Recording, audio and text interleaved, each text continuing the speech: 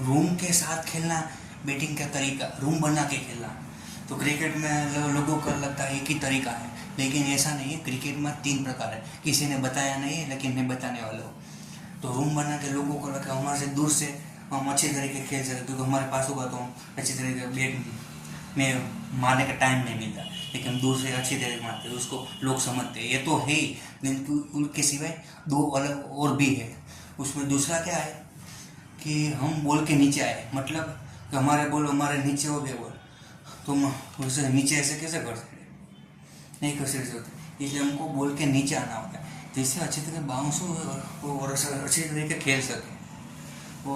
वो होता है रूम बनाए। और तीसरा होता है बॉल के पास जाए, क्योंकि हम दूर से ज़्यादा खेल गए, बहुत दूर होगा तो हम कैसे कर पाएंगे। इसलिए हम नजीक आते हैं, वहाँ से ऐसे खेल देते हैं, या तो हमारे वो नजीक आए इसलिए हमारे शरीर में आते हैं। शरीर में आते हो तो पता है हमको रूम में मिलता है, लोग कहते हैं ना दिशाहीन गेंद, हमको बॉल को दिशाहीन गेंद बनाना है। इसलिए ये 3 प्रकार है, एक तो बाहर से खेलने का, दूसरा बॉल के नीचे आने का खेलने का, और दूसरा रहता है बॉल के पास जाने का। ये 3 प्रकार है। लोगों को लगता है दूर दूर से खेलने का, ऐसा नहीं होता। बॉल के पास भी जाना होता है, दूर से